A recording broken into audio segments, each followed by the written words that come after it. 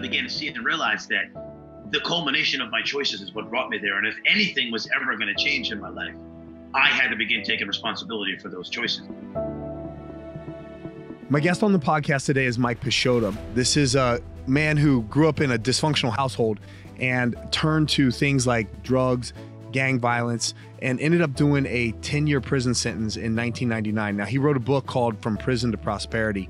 And this is a gentleman who spent 10 years in prison. And while he was in prison, had an encounter with God and decided that he was going to change his life around, learned 4 languages, took some business courses, and came out on the backside of prison and has since built himself a marketing business, a real estate business, and experiences wealth and prosperity at some of the highest levels. Quite frankly, it's kind of unusual. It's quite Franklin. Got it. Quite Franklin. You talked about this. You touched on it in your book that, prison, the only difference between being in prison and being out of prison was that the food on the outside was actually better. But otherwise, the environment is designed, particularly after you came out of prison, to kind of keep you down, to suppress you. Correct, man. And so it's a very interesting message. And every single time I've shared this on stage and from prison, the audience of inmates always gets really quiet when I share that, because it's not a message that they're hearing, right? Like everyone's telling them, oh, it's going to be awesome, man. You're going to get out and it's going to be this and it's going to be that. And I found that having been in that position, and I work with a lot of guys that I was in prison with and friends of them, and like all my friends are ex-convicts. Like I'm around those kinds of guys all the time. So I know the challenges they face, right? And the truth is that no one's telling these guys the reality of how hard it really is, right? When you leave prison, it's hard, man. And they don't get it, right? And they don't, because there's not really anyone that's been where they are and is also where I am. Like I've been on both sides of the coin. I've been in there. I spent 10 full years inside of prison, and then I walked out, and now I'm doing things that most free people will never do in their lifetime, right? And so I can go in and I can share with them, because when you're in prison, right, there's this idea. It's kind of like unspoken, right? Like your mind tells you that there's nothing in the free world. There's nothing that can be thrown at me that's worse than prison, right? Like being incarcerated is the worst thing that could ever happen to me, right? There's this mentality that when you're inside of prison, that this is the worst that it can get. And then these guys get out here, right? And real life begins to happen to them. Some of them have kids. I had a friend that had a teenage daughter that her entire life, like he left when she was 2, he came home when she's 16. And the reality of that, right? I think you have kids, don't you? I'm not sure if you have kids. No, I don't have any kids, but I have plenty of nieces and nephews. Well, they're inside. They're convincing themselves of this narrative, and that it's going to be this way and this and that. And then they get out of here, and life just smacks the crap out of them, right? Like the reality of life. And I found that after working with ex-convicts and writing letters and stuff, when I started going inside of the prison, I realized that I owed these guys the truth, right? I owed them, as someone who's been where they've been and someone who's been able to turn it around despite the insurmountable odds stacked against me. And I started to kind of deconstruct why I was able to turn it around, because a lot of people have asked me, like, dude, how did you turn that around? Like, that's my question. I didn't want to cut you off, because you're spitting some good knowledge here, but that's my question. Like, how did you turn around? But keep going. We'll get to that, unless you're actually transitioning into that. Yeah, I kind of am, because, I was just thinking about it today. I was posting on Facebook, and I think about it often. I've been out. This is September will be 13 years, and no trouble, no nothing with the law.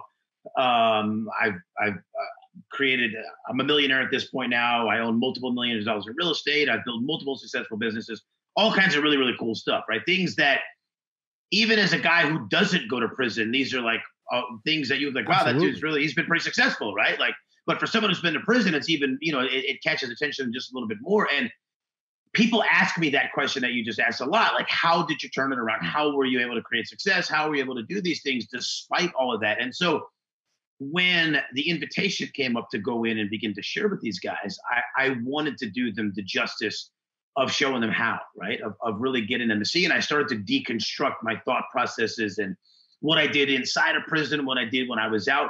And to be honest, I think there was a lot of things, but I think the thing that really set me up to succeed when all I had was uphill to climb was when I left prison, I expected that the world was going to see me the way that I used to be. I expected that doors were going to shut in my face. I expected that people were going to think that I was a criminal. I expected that people were going to look down on me. I expected that these things were going to happen. And so when it happened to me, You weren't shocked. it wasn't surprising. Yeah. It didn't throw me off the path, right? Like a lot of guys get out and they expect the opposite, right? They get out and they think the world is going to just throw them a welcoming party. And when it doesn't, it drives them back towards drugs, towards sex, towards addictions, towards the streets.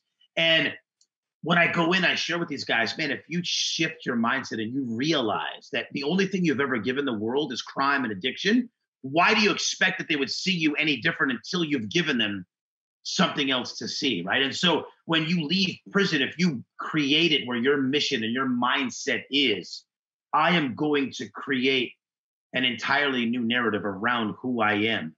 And until I've done that, I'm not going to expect the world to see me any differently. And I'm not going to get mad when they do, because that's all that I've ever given them. And when I share that, man, the guys, they light up, right? Because no one's telling them, and it makes sense to them because they see it. And so many guys on the inside see their friends. I mean, I've been in prison and I've seen guys leave, and I've witnessed those same guys come back during my stay. And I asked them, like, dude, how could you possibly leave? And I haven't even left yet. You've been gone. You were out there, then you've come right back. And to be honest, one of the number one reasons around it has been their expectations. They expect something very, very different than what reality tells them when they get out of here. You know, you're giving talks to these prisoners when they're ready to leave prison so that they manage their expectations.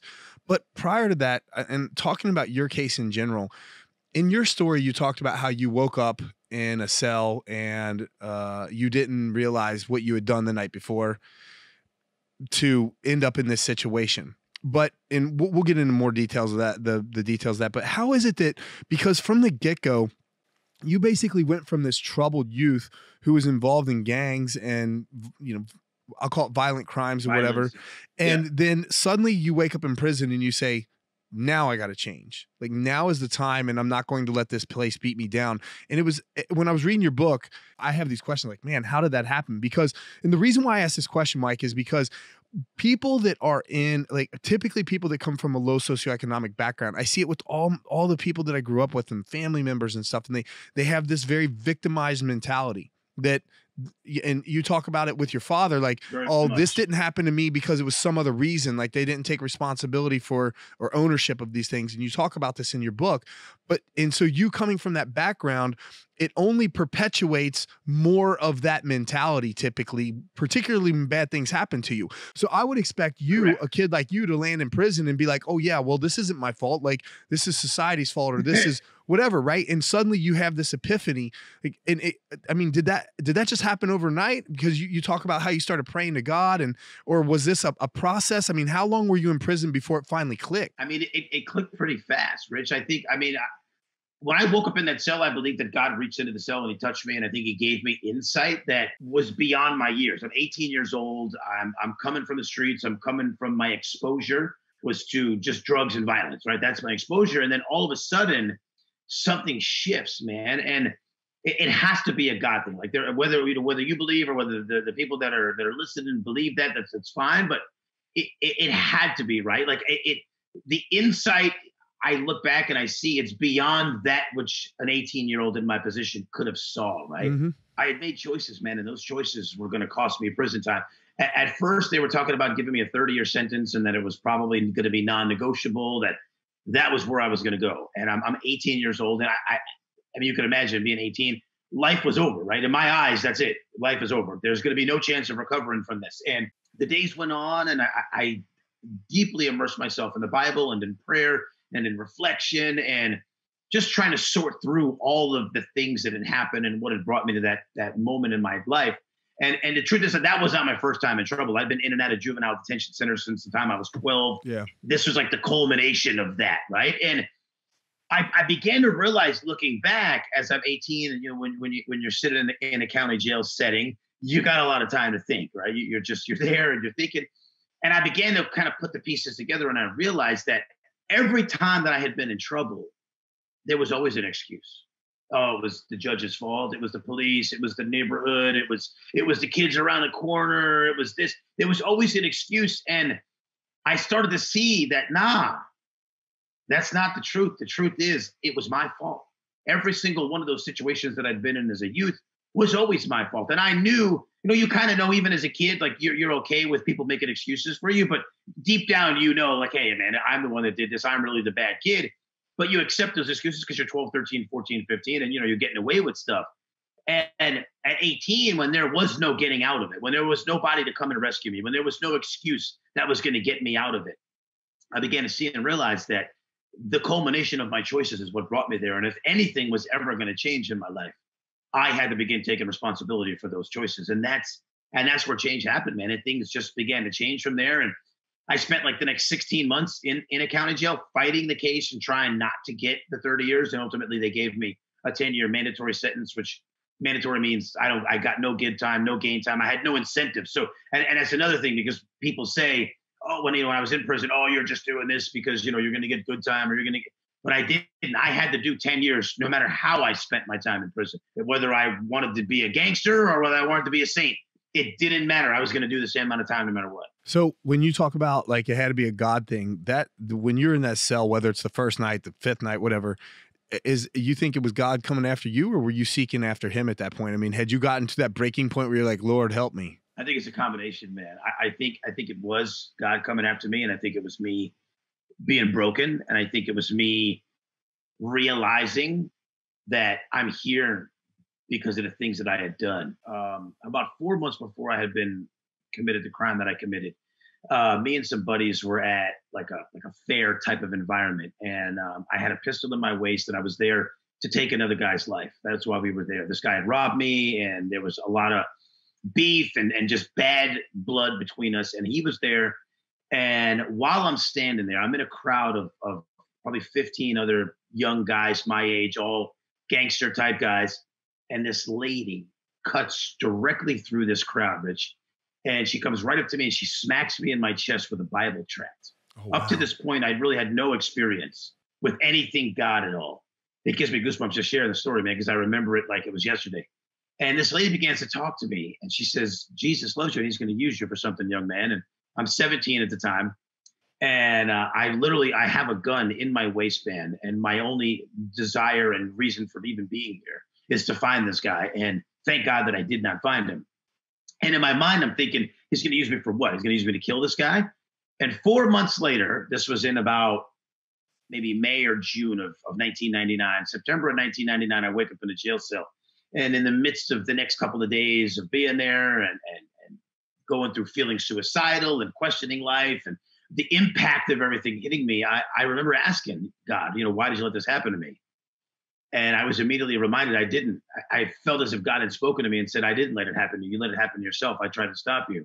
And I remembered that lady giving me that Bible tract months before this had happened. And it was the last time that I'd ever asked God, why did you let any of this happen to me? And I felt like he was saying, I didn't. You did. I tried to stop this. I tried to intervene at some point, and you didn't want to hear it. And you wanted to go the direction you went. And I never asked another question about it. And it kind of gave clarity to everything. Amazing story, by the way. So you're in prison. You're in prison now, and because I've just on that note, I've had several experiences personally like that with my faith in my life, where there are certain things that it's like whether what the Bible says, whatever. It's like you can believe what you want to believe, but I know what's happened to me from personal experience as well. Correct. And so I've had a couple moments like that as well in my life. I mean, I was never getting ready to shoot somebody, but on a different aspect of life, but no, I understand. This is like the first time you've ever really started diving in the Bible or anything like that. Like did you grow up in a home where nothing? Then I got to ask you, just from, as someone else who's a brother in Christ, like, what were those initial days like beginning to read and study and learn and like, talk to me about that. Like seeking, man. So because I didn't grow up in that environment, my first couple of weeks inside of the county jail setting, I went to every service that was offered: Catholic services, Jehovah's Witnesses service, Seventh-day Adventist services, just in pursuit, right? Like I was just in this place of pursuing truth and pursuing, like, to try to make sense of everything. And that's kind of where I the Bible and kind of leading into that just began to make sense to me. And I just began to see change and just eye opening, right? Like, I think probably the strongest thing that happened in that time was a lot of personal responsibility was happening to me, probably for the first time in my entire life, right? So for the first 18 years of my life, as you read in my book, there was always an excuse, right? Like, nothing was ever really my fault. I'm an only child. And,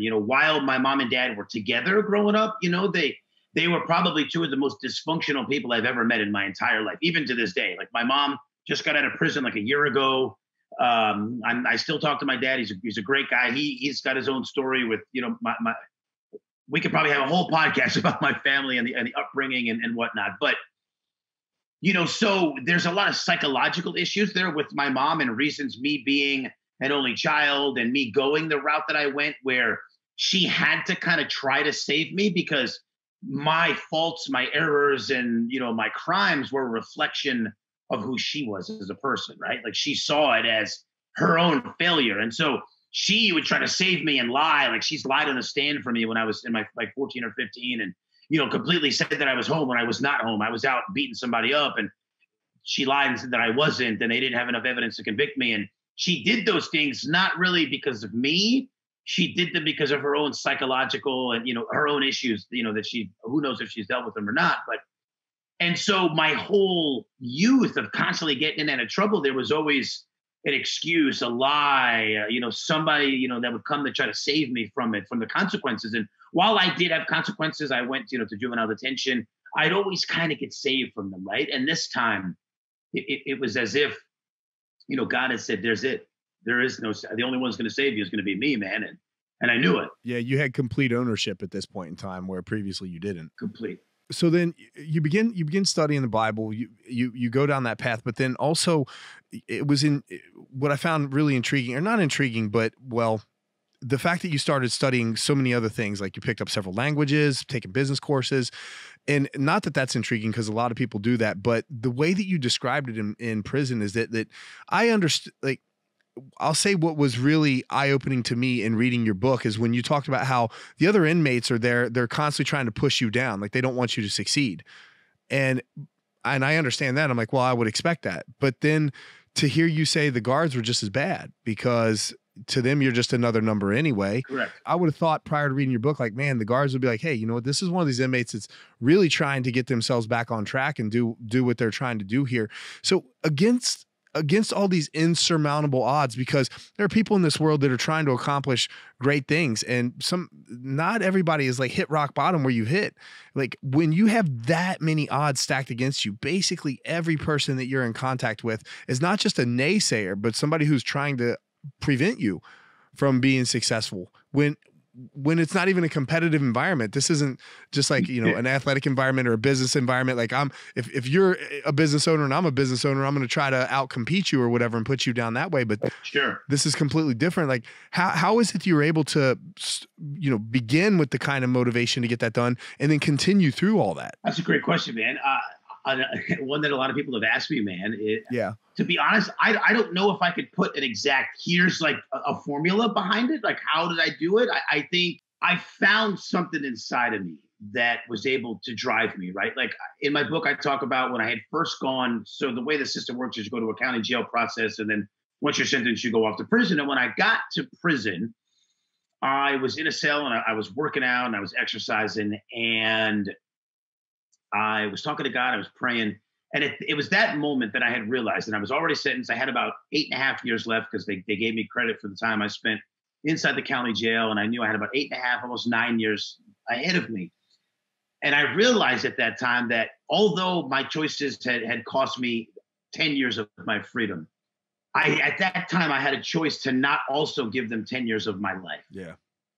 And I chose that even though I was locked inside of these walls, I was still going to live life. And as I began to live, like you just shared, right? Like, my expectation was that, like, people were going to welcome me. Like, the inmates would cheer me on. Like, they don't want to see, like, you're one of them. Like, hey, I want to see this guy make it too. And you think the officers, well, they want to see him succeed. And that's what I thought. And then I encountered the reality that, no, they didn't. And at first it was a little disheartening. It kind of saddened me a little bit. And especially the amount of pushback I got, right? Like officers would purposely search my locker and take away my books, like my business books, my language books. And the only reason that they would do it was just to be nasty to me. And they knew that I'd get them back, but it would take me a week. I'd have to go through this process and appeal, and then I'd get them.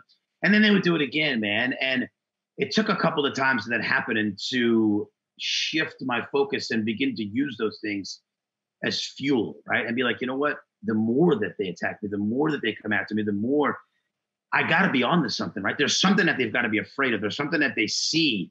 And as the years went by, I began to see that just because they work inside of a prison doesn't mean their lives are together. And just because they work as guards and just because they go home at the end of the day doesn't mean that they're making the most out of their lives. And I began to see that I'm an inmate and I'm a guy, and I had dreams and ambitions and visions. And I said, I'm going to travel the world and I'm going to help inmates and I'm going to become a millionaire and I'm going to do all of these things. And here are these guys that are just living mediocrity every day, right? They're just living average lives, making whatever the state's paying them. And most of them know they're not living to their full potential. And here's this inmate saying he's going to do things that we don't even dream of doing. Yeah, right, sure. And we're going to try to stop it. And I realized that the more that I said that and the more that I showed that and the more that my daily habits reflected how much different I was than the environment I was in, the more that it held a mirror to them. And it showed them that they weren't doing what they knew they could be doing and they weren't living to their potential. And most of the time, people try to remove that, right? Like they try to remove that source of conviction, man. And I was that source. And when that perspective hit me and when I began to see this is why they're doing these things to me, it only drove me to go harder. So when you're in prison, then you learned, how many different languages was it that you learned? On top of, so 5 total, because English was my first language, but I learned Spanish, Italian, French, and Greek. Yeah. Why did you choose Greek? Bible. New Testament. I kind of figured it probably had something to do with that. Then why didn't you choose Hebrew? I went home. by the time I got that far, it was time to go home, man. I actually was going, I was considering Mandarin and Hebrew and Greek. What was cool about Greek is that I wanted to learn it, and it was very hard to find things that could teach me ancient Greek, which was, Koine, which was the Greek that the New Testament was written in. Mm-hmm. But I was able to get the original text and read it, and I've read the entire New Testament in Greek. But I met a guy that spoke modern Greek, which made my ability to learn and really understand some of the nuances a little bit easier. I never met a guy that spoke Hebrew. I probably would have tried to do both at the same time. But it was a goal, and then I wound up going home, before I conquered that, man. But yeah. You talk about in prison learning languages when you were trying to learn Spanish. You talk about your first entrepreneurial moment. Tell the audience about this moment in the book so that they have the backstory on it. Yeah, man. So here I am, right? So I meet this guy, and his name is Tyrone, and I wish I could find him now. He's got a very common name. I think it's Tyrone Smith. I have not been able to locate him, man. He hasn't been in trouble, and I just can't find him. I don't know what he looks like anymore. It's been 20 years. So I meet him, right? He was doing exactly what I was doing and wanted to be doing in prison. And he had taught himself Spanish. And so I stepped to him and I said, hey, man, will you teach me, right? I'll pay you, teach me. And at that time, he didn't really want to teach. And at the more that I dug in and got to know him, he said, just everybody just wasted his time. They'd ask him to teach them and they'd get started and then they just wouldn't learn. They wouldn't apply themselves. And I said, dude, I'll learn. Just show me how to learn. Like, don't even teach me necessarily. Show me how you learned. And he did. And I began to learn. And then the other guys saw it and they started asking me, hey, will you teach me?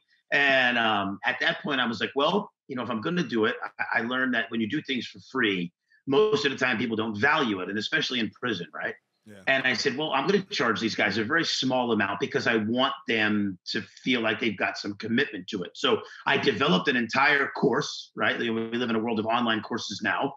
And so I developed an entire curriculum to teach Spanish. And I guaranteed that they did exactly what I said and followed the curriculum to a T and studied as they ought to and exposed themselves as they should, that they'd learn a language in 6 months to 9 months. And the guys that did follow did learn the language. And so that was like my first entrepreneurial moment, because here I'm charging these guys like tuna packets and soups and bags of chips and honey buns, which is what our currency in prison was. And I'm developing a course, and then, twice a week we'd meet, I would teach, the guys would pay. And the guys that applied themselves learned language, and, some of them would pay and then wouldn't. And, they wound up not getting the results out of it. But that was like my first entrepreneurial experience. I had a bunch of those in prison. I would have my wife send me like envelopes that had designs on them. They'd have like hearts for Valentine's, or they'd have like, just different seasonal designs on them. And then I'd sell them. Like she'd buy like a whole like 100 pack of envelopes, and she'd mail me the whole thing, and they could cost her like $2, and I'd sell them for like $1 a piece because the guys can't get them inside of there. And I just did a lot of these things, and it's cool because I look back and I see that those moments were very foundational to teach me sales and how to deal with people and how to like overcome objections and a lot of the things that I do as an entrepreneur now. I'm rewinding the clock as I'm thinking about you explaining this to me. Because you're coming from the streets, you got all this street knowledge, you're in gangs, and then suddenly you get into prison. What is it that gives a person the desire to go from, I'm sure I'm gonna make a jump here and say you probably could have cared less about Spanish when you were in high school, when you were running the streets, to suddenly saying I'm actually going to learn this language. Like how is it that you go from just saying like, nah, I don't care about this kind of stuff, to I'm going to invest the time in learning this, in learning business courses? Like how does that just happen? After the transition happens and I'm my mind is made up that I'm going to change myself and I'm going to turn this around somehow. Like I don't know where it's going to go. I began to realize that, I'm going to spend 10 years in prison, right? The world has changed. iPods are coming out, Google, people are talking about social media while I'm inside. Like none of these things happened when I was on the street, cell phones and all this stuff. And I realized that, the institution only gives you so many things that you can do. Like they don't care much about providing courses and trainings to help you out. They just don't. And most of the things they did were either trade-based or things that seemed very obsolete. Like by the time these guys would learn them, they'd get out and they couldn't use them. And I realized that no matter how much I tried to study one particular topic or course or idea, that the truth is I really didn't know what life on the other side of the fences would have for me, right? And so I began to realize that if I was going to ever be able to create success, that the best thing that I could use my time for was to prepare myself for as many opportunities as I could. And I knew that I have all this time in prison, right? My day, I can structure it exactly however I want to. And so I literally would make my day, like my morning time would be Bible time, then I would do Spanish, then I would do business, then I would do marketing, then after lunch I would do the stock market, then I would do more marketing, then I would do another language. And my day was very, very structured that way. And reason being is that I knew when I walked out of prison, right, what job I was going to get, what business I was going to start, what opportunity was going to present itself. I didn't know. Like I didn't know what was going to be there when I walked out. But I knew if I did as much as I possibly could to be ready for as many opportunities as I could, that it would just set me up to have more chances to succeed when I walked out of prison. And that's why I did the way I did my time the way that I did. When you're talking about this, it kind of reminds me of when you think about people that are addicted to a substance, for example, and if they want to break that substance addiction, they have to completely change their entire routines, habituation, all that kind of, all that stuff combined. And I think that what prison, prison is one of those things for you that ended up being a blessing in disguise, obviously, because it changed, 100%. it changed your habituation. It changed your social circle. It changed everything that you did on a daily basis and shut all that down. And you had nothing else. Like you had to focus this energy. Being a young man at the age of 18, you have all this energy, and you just fortunately were able to focus this towards things that were productive and progressive. Correct. And that's a good point, man, because a lot of people ask me that, like, hey, do you regret going to prison looking back now? And while I regret the crimes that happened that sent me there, I don't regret the 10 years that I spent, and I wouldn't change it for anything, because without prison, I wouldn't be who I am now. I wouldn't know the things that I know. The character would be what it is. The resolve wouldn't be the same. The resilience, like who knows? And so I think on one level, I shared this when I go inside of the prisons, and, I kind of thank the state of Florida for giving me enough time to wake me up and giving me enough time to actually develop new habits. 10 years is quite a long time, but at 18, I came home at 28.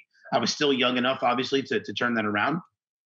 And yeah, man, had it been a 2-year sentence, I don't know, man. Maybe my perspective would have been different. Maybe it wouldn't have stung as much. Maybe the time, maybe I wouldn't have had enough time. And I trust that, God knew that and he saw that. And, that I did the time that I needed to do, I think. I think maybe they should have given you 12 years, because then you would have had enough time to learn Hebrew. Maybe. Yeah, good one, man. Maybe. Yeah. They say it's hard, man. Hebrew's rough, man. It's a hard language because it's right to left reading. Yeah. Learning like Spanish was cool. I learned Spanish first. You know, people ask me why Spanish because I'm actually Italian. Why not Italian first? Well, one, the ability to learn Spanish was easier because there were so many guys that spoke that language in prison.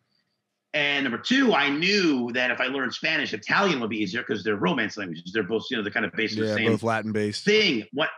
They're both Latin based, yeah. So, and that's where French came in. But when I learned Greek, it was new alphabet, new phonetic, everything was really, really different. And it took me quite a while to get to, just to mentally get a grasp for, how it functioned and whatnot. But it was a cool experience. But yeah, Hebrew would be very hard, man. What year was it that you went into prison for listeners? 1999. And so you came out in 2009. And it was interesting in your book, you commented about all the technology that developed while you were in prison, because in 99 I heard you talking, I listened to one of your talks and you talked about having a beeper prior to. And so basically you go into prison with a beeper and then you come out and we have these smartphone gadgets that are pretty much a handheld computer. And so even you learning all these skills going into prison, like setting yourself up for success as best you can, the one thing that you really couldn't account for is coming out and having to deal with all this, the technological advancements. Social media didn't exist when you went into prison. There was no such thing as Facebook. So you have these insurmountable odds of like not just having skills, but also keeping up with society. In essence. Correct. I remember getting in the car right when I literally walked out of the gates, and my fiance, who's now my wife, hands me the cell phone, man. And it was the weirdest thing. I'm like looking at, here's my current phone, and I'm like looking at it, and I'm holding it to my ear. I'd never spoken on a cell phone before. It was so weird. And we went to Rock the Universe, which I live in Florida, and it's a Christian rock and rap weekend concert. My wife had gotten the tickets for me while I was in prison, and my first weekend out, that's where I was. And I remember seeing all these young kids, man, and they have the Zippo app on their phone, and they're holding their phones up at the concert with like this Zippo without the lighters on their anymore. phone. Yeah, with no real light. And I'm looking at my wife, and that was probably one of the moments in my life being out of prison that I realized how disconnected I was. I'm looking around. And I'm like, wow, these kids are they're texting and they're online and they're just flying through their phones real quick. And I'm so like, I have no idea what I'm doing, right? And I drew, I was able to pull from, the experiences of being in prison and saying, hey, I can let this upset me. I can, hang my head and be like, man, I don't know. And then, the world left me behind and that's it. Or I could just dig deep and say, hey, man, I can learn this. I can learn this just like anybody else did. And that's what I did. And I'm thankful that I did because I make most of my living right here in front of a computer, man, and on my phone. You're giving yourself as many opportunities in prison as you can, learn as much stuff as possible. But then you get out and you realize you have to adjust. And it's like, it's almost as if once you got out, you had 10 years to learn all this stuff. But once you got out, your work was just now getting started because you had to relearn culture. And particularly, these phones have changed everything. I can remember when we first started texting using the standard 9-digit keyboard where you had to be like 777 655 444 space, and to think about going back to that, like my text messages were real simple, like see you there, end of discussion. And it was the letter C, the letter U in there. And now we write these paragraphs and coming out and seeing that has got to be what had to be a big, just almost curveball thrown at you metaphorically. Just seeing that, like I immediately felt so far behind, like debit cards, right? Like debit cards weren't a regular thing in 1999. People still wrote checks, right? Like all gift cards and Google didn't exist. Facebook didn't exist. Twitter didn't exist. DVR TV didn't exist. And here I am, and I'm looking around and like, I felt so like in a daze, right? Like my first 2 or 3 months, like I just felt like this guy, I'm in a crowd and I'm just like looking around and like, I have no idea where I am. I have no idea what's happened to the world. And it was daunting, man. It was like, at first it was really daunting. It it was a little discouraging. Like, am I going to catch up, man? Like, am I going to be able to figure this out? And I think I drew, like I said, I drew from the same thing that drove me in prison. And that was, I realized, if I'm going to create success and if I'm going to be able to turn this around, learning this isn't an option. I have to learn it. Like, this is the world now. Like, I can't just throw my hands up and get upset and say, screw it, man, I'm not going to learn this. Like, I have to. If I want to succeed, I have to. And so I just dug in, man, and I bought a laptop and I started learning stuff. My wife can attest. Like, I would do stuff that was really bad. Like, I would make websites. I tried to, like, I wish I still had them. And I made these business cards that were horrible, right? Like, I went on Vistaprint. I wish I had them, bro. I wish I had them just to show people now, because I'm a digital marketer now, and like graphics and imagery is like a really big thing to me now. Yeah. Business card, like some words were a capital, the other one was lowercase. Vistaprint, you can just go on there, you just type some stuff in, and they'll send you a business card for like $15. And that's what I did. And at that point, I was trying to be a translator. Okay, that's what I knew. I knew how to read, write, and speak 4 languages. I figured, hey, I could probably get paid pretty well, and I did. I hustled up a bunch of different jobs. I was translating stuff, and so I made these business cards, man. And you can ask my wife now. We think back and we laugh. Like, they came in the mail. And we open, I'm excited. I feel like I made it. Like, I feel like I've done something. Like, I got business cards, like I'm official. And I open the box, man, and she sees them. And she kind of like giggles to herself, and she's not trying to make fun of me, but like, they just look so bad. Like, the images were all, it was just, and she was like, well, she said, the truth is that at least you tried, right? Like, most guys would be just afraid of it. They wouldn't even try. Like, they wouldn't even produce bad. And that was my thing. Like, I wasn't afraid to be bad. Like, I wasn't afraid to make things that just look horrible, or like I didn't know what I was doing, and I just kept doing it. And I kept putting myself in these positions. And so now I'm really glad you asked that question, because it gives me a transition into kind of where I am now and kind of what I'm doing now. And like, one of the things that people ask me now is like, how did you create success? Right. Like, and now that I teach real estate now, and I've been mentoring, and I was able to build a multi-million-dollar portfolio in like 14 months in real estate, something that most people just don't do in years time. Right. And people ask me, like, how did you do it? And the truth is like, there's a lot of things that are around it, strategically, but I think one of the biggest things that I look back and I go, how I did it is I wasn't afraid to look dumb. Like, I wasn't afraid to ask questions. I wasn't afraid to put myself in positions where I really didn't know what I was doing, man. And for the risk of like not looking like an expert, or not looking like I knew what I was doing. And looking back, right, like when I had first come home from prison and when I started getting into the business world, I knew at that time, like, to me, business, like the Chamber of Commerce, like, these were things that I associated with business coming home from prison. And Rich, up to this point, the only environments I'd ever been in were either gang-related environments or prison environments. And here I am going and putting myself in these Chamber of Commerce meetings where I don't speak the language. I don't look the look. I don't fit in with these guys and these people at all. And I'd wake up every morning and I would go to these Chamber of Commerce meetings. And it was probably one of the most uncomfortable things that I'd ever did. And I told my wife, I said, if I want to be in this world and I want to learn business and I want to learn sales and I want to do these things, then I have to do this, right? Like, I have to go and be in these places, no matter how uncomfortable it is. And I share this with my friends that come home from prison. They want to start businesses and they want to be in real estate and they want to do marketing and they want to do these things. And they ask me, how did you do it? And how did you get started? And I say, well, you're going to have to be willing, man, to put yourself in uncomfortable positions, right? Rich, you're a fighter. I just started training jiu-jitsu like 4 months ago, right? And, my daughter's competed. She just won a bronze medal. She's 7 in like November. She's been doing it for almost a year. And I've wanted to do it. I've wanted to do it, man, because it's a great thing for her and I to bond around. And I'm 40, right? And, that's not usually the time that guys pick this type of a hobby up, And, but I knew, right? I knew in my head, just like, I have a whole track record up to this point to kind of look on it, like the things that I'm most happy about in life and that I found the most success in are the things that I was most uncomfortable doing. And so I said, well, jiu-jitsu is going to be one of those. Like, it's going to force me to break through things mentally and physically that I've never had to in my life. And I have, and I train one-on-one. I don't know if you know the guy, but him and Anderson Silva grew up. Anderson's actually coming here. I'll get a chance to train with him next month, privately, hopefully. And yeah, I know Anderson. I know Anderson and I know each other really well. Yeah, I know. You guys fought, right? A couple times, yeah.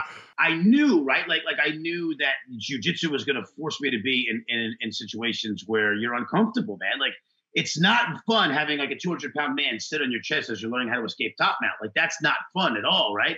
And that's how like I see so much of life in that. And I'm sure you being a fighter and a professional fighter and having been in tons of situations, right? Like the only way for you to get better at fighting was like you had to be in situations that weren't very comfortable for you, I'm certain. Yeah, you've unpackaged a lot of stuff in this story that you just told. And I'll tell a couple personal stories. Number one, you talk about putting yourself in an uncomfortable situation. Part of it is being comfortable, getting comfortable being uncomfortable, 100%. right? People have to learn how to be outside of their comfort zone if you want to be successful. If you want to be successful beyond work, like being another ant in the ant colony. Truly, 100%. you just have to get uncomfortable with being uncomfortable. You have to be able to face a fear and just say like, I'm afraid of this, but because we're all afraid. I'm afraid. I mean, every time I fought, I tell this story every time, man, Mike, I would be sitting in the locker room about to piss my pants, literally praying to God, Lord, please, please let the lights in the stadium go out so I don't have to fight tonight. And after I would walk out, I would fight. And after I get my hand raised, as soon as I get my hand raised, I'm like, man, let's do it again. Knowing that I'm going to put myself right back in this situation. But I think one of the big things the biggest thing that you unpackaged here, that it's like you make these statements and it'll just gloss right over, is that I think a lot of this is about pride. And you talk about how you were just not afraid to make business cards that where you look dumb, or people to criticize you or to critique you and say like, man, you don't even know what you're doing, or to walk in these chamber of commerce meetings where you don't fit. When I was in my career, part of the way through my career, I mean, we talked about Sean at the beginning. I was training. Sean's dad was my karate instructor, and I was like the dojo killer, man. I was the king of the dojo.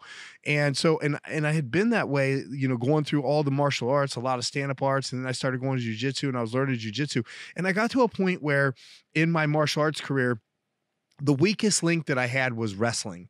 But I was becoming accomplished as a young professional fighter. And I realized that I needed to go put more effort into my wrestling. And so I started going, like I was wrestling at the high school where I taught. Because I used to teach math, and I would go in and work out with these guys. And the wrestling team, I would go to the local college here at Mount St. Joe. I started working out with a lot of their wrestlers. And man, I was getting my butt handed to me. Yeah. And it was a tough pill to swallow for somebody who was professionally fighting, but knew that I had this to work on. Like I basically had to step out of that role and say, I stink at this, and I need to make myself better at this. And if I'm not willing to swallow my pride, put in the hard work, be comfortable with being uncomfortable and move forward with that kind of stuff, then I'm going to end up not succeeding at the level that I want to succeed. And at some point in time, this is going to put me in a situation where I'm afraid. And if I'm not willing to walk through that door of fear, then I'm not going to succeed. 100%. And people think there's some sort of magical formula where fear doesn't exist. Unfortunately, it does. If you're up for some big promotion and you got to make a presentation, you're going to have anxiety and nerves and fear, whatever you want to call it. Like, there's not a world where if you're pushing your limits in life, there's not a world where swallowing your pride, pushing through fear, and getting comfortable with being uncomfortable does not 100%. exist. And that's everything that you just unpackaged right there in a real world, not like some athlete that was, accomplished something great or whatever. It's like, no, this is business. This is every day of business life. It's interesting, man, because here I am, like the thing that I'm most involved in right now is real estate. And it was always the play. Like my wife and I always knew like real estate was where we wanted to be ultimately. Right. And I've done so many things. I have 4 active businesses right now, and real estate is probably the most fun thing that I do because it encompasses all the things that I'm the best at and the things that I enjoy. Like I love people. I love meeting people, the negotiation process, the deals. Like it's my favorite thing, right? But when I got started in this world, I didn't know the lingo. I didn't know ARVs and LTVs and mortgage percentages and like all this different stuff. And I knew that if I'm going to learn those things, right, and I'm going to develop the success that I want to develop, that I'm going to have to kind of look dumb, right? Like I'm going to have to ask a realtor, what does an ARV mean, right? Knowing that the realtor, like here I am saying I'm a real estate investor. I've done no deals. I'm trying to get a realtor to take me seriously, but then I have to ask him a question that any real estate investor would know. And I knew, and I told my wife, I said, you know what?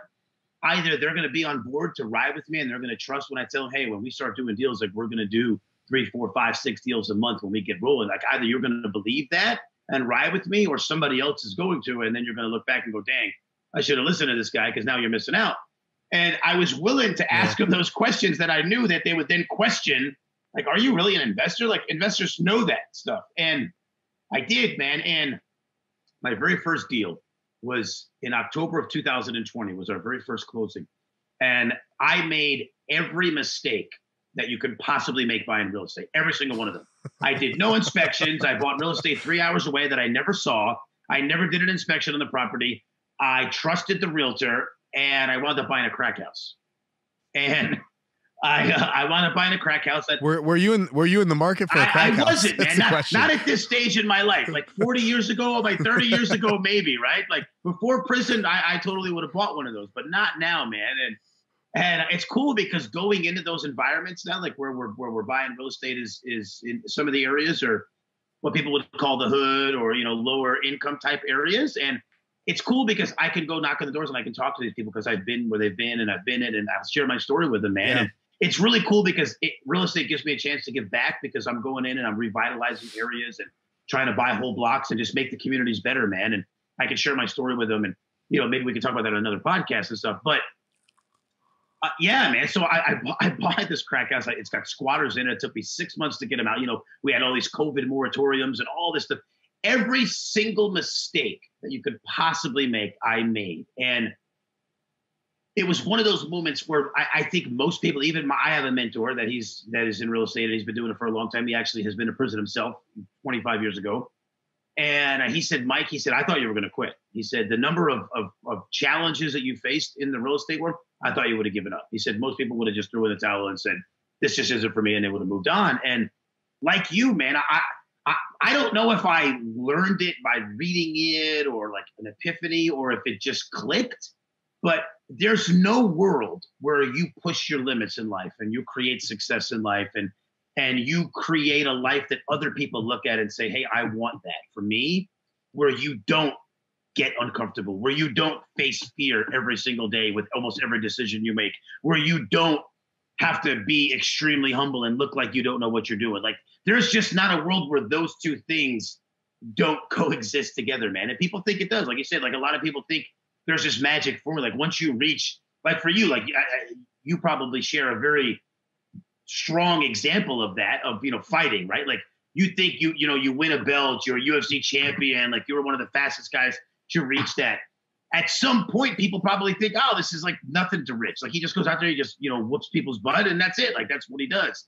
But here you are in the locker room praying to God, man, that the lights go out and nobody sees that side of things, because the truth is just like those officers, it's easier to tell ourselves that you're all Rich is an anomaly or Mike's an anomaly. Like these aren't the norms. Instead of looking, what are the habits? Like what are the things that these guys face? They face the exact same things that I do. They just learn how to push through them, and they just realize that these are part of the process, man, and they just push through them. So you just hit one of my favorite buzzwords, habits, man. What are you talk to me about your daily routine, your habits? What is it like? Just give a quick synopsis of like, this is what I do for my day. This is my formula for success day in and day out. Good question, man. My day's very free, man. I built my schedule to do what I want to do when I want to do it.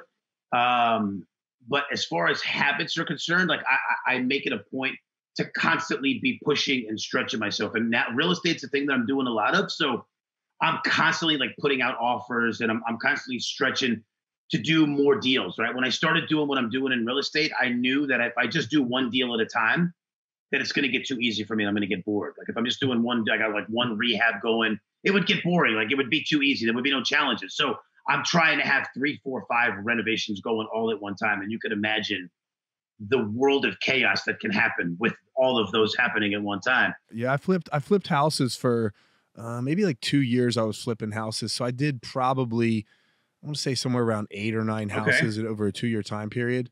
And when you have multiple projects going on at the same time, It's particularly if something goes wrong, like I had one house where we had termites ah after I closed on the house and the inspection didn't pick it up.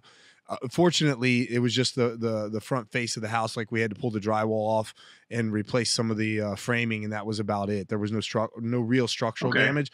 But yeah, I mean, man, when you just have these things constantly going on, you're having to switch gears left and right all the time. And so for me, I think I'm constantly looking throughout my day to keep myself in in those situations that keep me on my toes, right? The way that my brain works and the way that I'm geared is like I have to be challenged all the time. So 3 days a week, I do jujitsu in the morning. I take my son to soccer practice in the evenings, and throughout my day, I'm bouncing between digital marketing, clients. I have my own e-commerce brands and real estate. So I'm shifting gears and I'm doing a lot of different things, but I'm constantly looking to keep myself challenged, man, because I think once we grow content and complacent and like we're just coasting, then we start falling off, man. And so I'm always looking for how can I keep myself challenged? My friends around me, like I have guys that I did lots of time with and that are trying to follow my path, if you will. And I share with them, and some of them get it, and some of them don't, and some of them just see it from a distance. And still, I think they say and they recognize like the things that we were just talking about, like being uncomfortable and pushing through fear. Like they see it because they're around me and they see me face that stuff. But I still think some of them still think like there's like some magic formula or like some anomaly. Like you just have something like you don't face it the same way that we do. And that's not the truth, man. The truth is that you just start getting used to facing it, right? So I had one of the ladies at my church ask me to help her lose some weight, and I've sat down with her a couple times, and we had lunch together the other day, and she said she's like, man, I just have problem with motivation. She's like, how do you keep yourself motivated? And so I tell people this all the time. There's no secret pill. Like there's not like some secret drink. Like, oh, let me take my motivation juice in the morning, or let me pop my motivation pill supplement. It doesn't work that way. And what I tell people is like, if I look at my career, for example, or this attitude of insatiability that you're talking about here, like you have to be hungry every day. And the moment that you feel, I like that. I'm going to use that. The attitude of insatiable. I like that. That's my saying is I'm insatiable. And I'm constantly, one of the things I do with like my workouts, for example, jiu-jitsu is a perfect example of this, is that very few people in this world put themselves in some sort of hobby, cause, whatever you want to call it, where you have to come in every day and you're looking for a standard of excellence. You do something at a certain level one day, and tomorrow I'm going to do it better. And the next day I'll get even better and better and better. And very few people do this to actually really like hone in on something. And a martial art is a perfect example of that, where you're insatiable, because no matter how many days you do this, you can always get better. And when it comes to motivation, I tell people there is no secret pill for motivation. And what I told this lady at my church is I said, look, it's not like when I was coming in to say I'm getting ready I have a fight camp going on, and then we start the conditioning phase of fight camp. I don't wake up in the mornings and be like, oh, gee willikers, I get to do conditioning today. Right. This is going to be great. I can't wait to have those extra rounds where I just feel like I'm about to vomit. And so you don't wake up like just wanting that uncomfortability in your life. And so I don't like conditioning. I don't love it. But I'll tell you what, I may not like conditioning, but I absolutely hate the alternative, and that's failure. Correct. And so as long as you hate the alternative of whatever sacrifice it is that you have to go through in life, then you'll succeed. But when you don't have something that you hate more than that sacrifice, then you're not going to put yourself through it. And so if I'm the kind of person that's just like, you win some, lose some, maybe I'm going to skip my conditioning here and there. But I hate failure. So one thing, I lost a few fights in my career, but I never got outworked due to a lack of conditioning. 100%. And that's a solid point. I think that is true, man, because so many people settle for the thing that's comfortable in their lives because they don't hate it more than the failure. Like they don't like, I have friends and people that I'm around that are always complaining about their jobs. Like they want to get out of their jobs and they want like success, and because they see, me, and I live, very, very free. We just up and travel. My son plays competitive soccer. So we were just in Jacksonville this past week. We travel a lot. And like, nobody can tell me that I can or I can't. I don't have to make a phone call and put in for sick time. I just go. Like, we just go. And if we want to stay till Tuesday, we'll do that. Right. And, that's so awesome. Friends and people, it's freedom. 100%. Right. And freedom was really big. Like for my wife and I, when I had first come home from prison, we really didn't know where we were going to go in life, what businesses we were going to build, where we were going to ultimately end up. But we knew one thing and one thing only is we wanted freedom. That was it. And I share that because a lot of my friends and people that I'm around and family members see that, and they see the freedom and they complain about their job. Man, I wish I wanted this. And then when I start telling them, like, as long as you're comfortable there and you don't hate that more than you hate not having the freedom, then you hate the sacrifice it's going to take to get the freedom, man, then you're going to stay there and you're going to stay. And 3 years are going to go by, 5 years are going to go by, 8 years are going to go by. And you're going to keep looking back and you're going to keep saying one day. And I used to be that way about a lot of different things, saying, well, one day I'm going to do this or one day I'm going to do that. And it's weird to hear that come out of my mouth because I'm pursuing this, I'm trying to become the best in the world at something and was the best in the world at what I did. And so I'm so involved in the pursuit of that all these other things in my life, I'm like, one day I'm going to do this. And when I was fighting, I really did not understand how to balance things in life really well. Like I was so dedicated to one thing, my career, and all this other stuff got pushed off. And it's funny that someone who actually is experienced success at a very high level also experiences this same kind of mentality that you're talking about. Like, well, one day I'll be able to do this. One day I'll be able to do that. And I woke up and one day finally was today at that time. It's just interesting, man. And I'm glad we're going to talk about this because I think it's extremely important. I think your audience is geared around that, like hearing that and kind of understanding. And, they listen to you, because you've got success and your name is very well known in the world that you've been in. And I mean, even people that aren't big USC fans know Rich Franklin. They know who you are. And I remember watching you in prison and stuff. And it's important for people to kind of see, man, that like, I always say this, and I post this on Facebook a lot, that I'm just a regular dude with a dysfunctional past created an extraordinary future. And I think it's important for people to see that, I mean, we're just regular people, just like anybody else. Like there's not anything inherently special. There's not it's just habits, man. Like you said, habits is something you're really big on. And I think when people start, like I saw that the greatest successes in my life came when I was habitually putting myself in these uncomfortable positions. And it's like a muscle, right? Like pushing through fear is a muscle just like anything else, right? The more that I've exercised it, the more that I face fear, like I feel it. Like I feel afraid to do like a 24 unit deal. I might feel afraid of that at the moment, like, man, what if it fails? This is a $2.2 million loan, or this is this, that, and the other. Like I feel those things, but then I can also draw from, well, man, we've done it this time. Like we got a whole track record of successes that I could kind of pull from, man. And I can see that. And so like when my friends talk to me, and especially like when it comes to the real estate thing, which is, I'm kind of in that space right now. And they ask me like, how do you get where you're at and how you do it? And I say, well, one of the things I learned is that you need to kind of see what are the skills that I'm going to need. Like if I want to be doing, like if 100 unit deals is your goal, right? You're not going to start there. You're not going to just jump right in there and eat the whole elephant, right? You have to start way back and then recognize what are the skills that I'm going to need to make that deal happen and begin to put yourself in those positions now, right? Like how can I develop rehab skills? How can I develop, understanding bids and budgets and offers and stuff on a smaller scale now? And the same thing, like with a fighter, like you didn't just wake up one day and go in the ring and win a belt.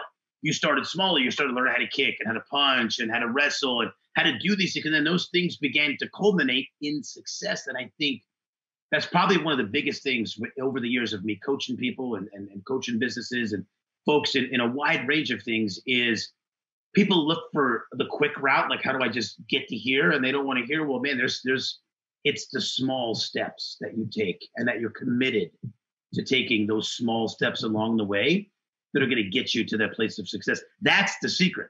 That is the secret, is the folks that are successful, like Tom Brady, somebody I'm a huge fan of. I was actually just at his last game. I'm thankful. I didn't know he was retiring, but we were there and now he's retired. And I'm glad to say that I was there. But I've watched a lot of his stuff and I've watched a lot of his interviews, and his pursuit of greatness is because Tom loves the journey. He loves the process of football. That's why he's 44 years old and he still potentially could have won MVP this year, even with all these younger guys, is because he's engaged in the process. That's the secret, right? He's 44. That's the secret. I think you would say the same thing. What made you a great fighter? I loved even the parts of the process I didn't love. I loved them because I knew they were going to get me to the thing that I loved. And I think that's the secret, man. Like when we share with people is, how do you create success? Like, what's the secret to it? Love the process, man. Love all of the little things that are going to get you there. Even the things that are uncomfortable, the fear, the things that aren't the glamorous parts of it, man. Love that, the humbling, the uncomfortable positions, looking like an idiot. Like, love that stuff enough and you'll get there. Yeah, because I'll tell you what, if you don't love that process, when you get to your goal, especially if you succeed at it, you're going to feel very empty. And I felt this before where I was so focused on getting to my goal that when I finally got there, I didn't enjoy the journey enough that it wasn't worth it. And you look back and you're like, all that, like, for this, like, this is it? Yeah. This is it? And so I can distinctly remember, a few years back, I was climbing Mount Fuji, and it was a very arduous task. The weather was terrible. Like the real mountain? It was just one of the toughest climbs. Yeah. Wow.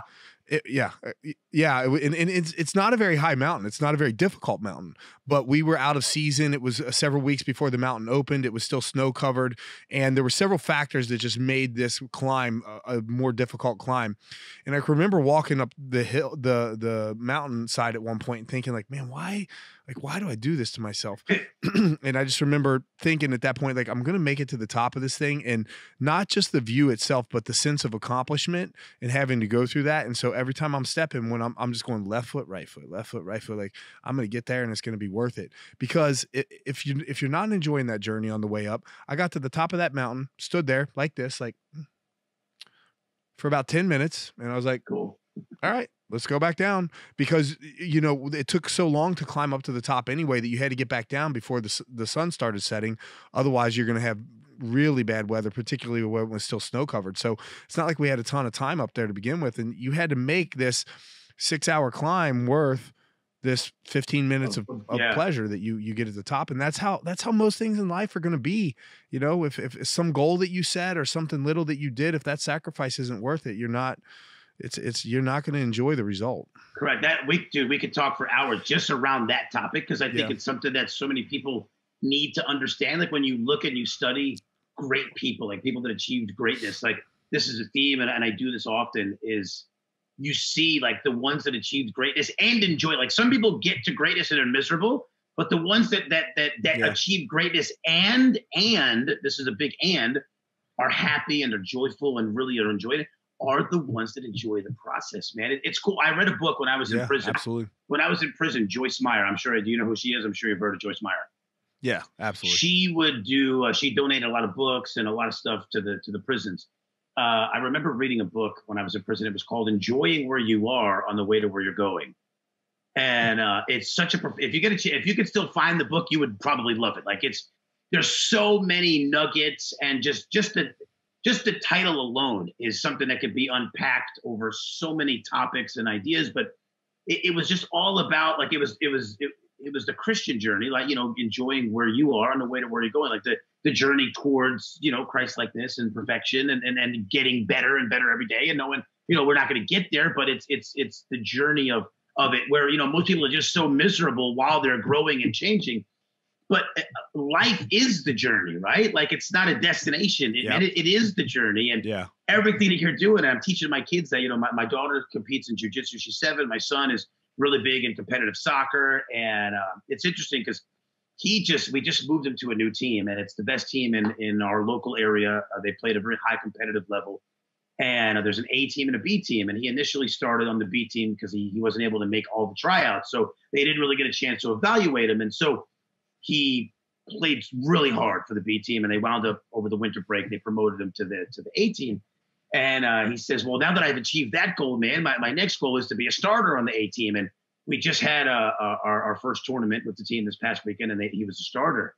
And we were talking to him like, well, what's your next goal? And he really didn't know what to say. He's like, I don't know. I feel like I've done everything that I could do, man. And he said, I just want to be a better soccer player. And we began to share with him about that. Like, the goals are important, right? Like, you need like a target to shoot at. But the real joy, man, and the real success is your ability to enjoy that journey and that process as you're getting there. And it's cool because I think that's how I was able to do so many years in prison and not allow it to make me Yeah. bitter and angry. And I didn't let the environment shape me. I stayed isolated inside of that environment because I enjoyed the transformational journey every day. I could see that I was getting different. I could see that fruit was starting to bear on that tree. And I could see this is going to pay off one day when I walk out of prison. And it made it so much more enjoyable. It made the attacks from the guards and the lies. And I mean, I had guards put me in confinement, man, and going to confinement for 60 days is not an enjoyable thing, man. And I had that happen to me multiple times. And it didn't embitter me, man. It didn't make me angry. It didn't chip away at who I was. And it was because I was enjoying the process, man. I was enjoying the journey and the transformation. And I think that's the secret, man. I think you relating this back to being in prison is probably the most profound thing that you've said in this discussion, because there's so many people that they're just going through life, and life is tough, man. Like, life beats you down, and you're in a situation where the odds are just insurmountable, and you're like, you know what, I'm going to enjoy this process because I'm going to get to that goal. And then unfortunately, when you reach that goal, if you ever do, oftentimes, and I'm very guilty of this, I always have a moving goalpost where I'm about to reach this goal that I set like 10 years ago and I'm almost there. And then suddenly I'm like, well, I'm 60% or 70% or 90% of the way there. But if I'm already there now, maybe I could achieve this. And I never quite feel like I've reached that goal, but it's me just enjoying the process all the way through life. That's what keeps you from, I think, getting complacent, man. And me too. Like, that's how it is for me. Like, it was, my first goal in real estate was 10 rental units in a year. I did that, right? Now, this year, I'm tripling it. We're going to do 36 units this year of 2022. And it's a stretch, man. There's a lot that needs to happen to make that happen. And you know what? If I get to the end of the year and we did 33, I'm not going to be mad at myself. If I get to the end of the year and I did 39, cool. Either way, it's the process, right? Like, I don't even know how to, I see that we really beat that nugget apart, man. But for everybody listening, like that is the secret to success, whether it's in the ring, whether it's in life, whether it's in business, whether it's real estate, whether it's raising kids. It's the process, man. Like, I know parents, they have older kids now, and they look back and they miss out, and they look back and if I would have done this and I would have done that. I think my wife and I have been blessed, and I believe it was a God thing, that we had the insight to recognize this, even with child raising, man, that it's the process. Like, it's everything on a daily basis. That's the enjoyable moment, right? It's not raising good kids and productive citizens. It's enjoying the process of getting there, and we get there or we don't get there, whatever, but it's the process of doing it, man. And that's what's up. How do you stay grounded and humble and not forget? I mean, I guess it's probably a little easy to not forget where you came from, considering that, you're a felon, but how do you not let the success that you've had alter where, keep you from remembering where you came from? That's a good question. How? I don't know if there's like a special thing that I necessarily do, but I'm very mindful all the time of remembering where I came from and remembering the guys. I'll share this with you, man. I think you'll appreciate this. A couple of days before I had come home from prison, I believe that the Lord had really given me a kind of a vision. And I felt strongly inspired to sit down and write myself a letter that my future free self would read. And I was about 3 days before I was released from prison. And I sat down and I wrote a letter. And in that letter, I wrote myself about a story of 10 lepers. And there was these 10 lepers that Jesus healed all 10 of them. And only one of them had come back to say thank you. And I felt very strongly impelled in that moment by God to be the one that came back and said thank you. And I wrote myself a letter. And in that letter, I reminded myself of the story. I still have the letter to this day. And I said, Mike, and I was writing to the Mike that would be free reading this on the other side of the prison fences. And I said, Mike, remember the 9. All of them were healed, right? They all received the same blessing. Only one of them came back and said, thank you. Be the one. And I think that thing, that story, that letter, that inspiration has shaped how I've lived my life and how I've tried to live my life on the other side of these fences, in everything that I do and everything that I try to create out here, I try to be thankful, right? And to be a token of thanks, like to give back. And to just remember, man, and to just be the one that comes back and remembers, like, dude, I easily could still be doing a life sentence, or I could be dead, or I could be still in prison. And every day that I have out here is a blessing. Don't forget that, man, and just be thankful. And I think that's what keeps me grounded, man, is knowing that, like, it's not a given. Like, it's not a given that I'm going to wake up tomorrow, and it's not a given that I went home from prison. It's not a given that I've been able to create and live the life that I have now, man. And be thankful for it, man, and try as much as I can to pay that forward. I'm sure that this discussion has been a blessing to a lot of people, or will be a blessing to a lot of people. Mike, if people want to get a hold of you for a motivational talk or something like that, how do they reach out to Facebook? You can look my name up on Facebook. I'm very active on there. I answer messages. I talk a lot on there. There's a couple of sites. There's the book. You could go FromPrisonToProsperity.com. There's a video I kind of shared, kind of my story. I think you might have seen the video. But yeah, from PrisonToProsperity.com or Facebook, man. And if somebody shoots me a message, if somebody's reading this and you're struggling or you're going through things, maybe you've been where I've been in life and you just want to talk to somebody about, like, dude, how did you create success? I love answering messages, man. People are constantly messaging me and asking me questions and just looking for help, or just sharing, like, hey, man, I'm struggling with this. Dude, I love to help people. So reach out. Mike, you're awesome, man. That's why I wanted to talk with you, because I knew that you had the kind of information that would help the people that are listening to my show, bro. I appreciate it. Thanks for coming on. Thank you. Have a good one. Quite Franklin is providing this podcast as a public service, but it is neither a legal interpretation nor legal advice, nor a statement of Quite Franklin policy. Reference to any specific product or entity does not constitute an endorsement or recommendation of that product or entity by Rich Franklin or Quite Franklin. The views expressed by guests on the podcast are their own, and their appearance on the program does not imply an endorsement of them or any entity they represent. Views and opinions expressed by Quite Franklin employees or representatives are the views and opinions of the persons expressing them, and do not necessarily reflect the views or opinions of Quite Franklin or any of its officials or principals. Nothing heard on this podcast at any time is medical advice or is intended as medical advice. The listener must always consult his or her personal physician or other qualified medical professional regarding any questions of a medical nature. If you have any questions about this disclaimer, please contact our general counsel.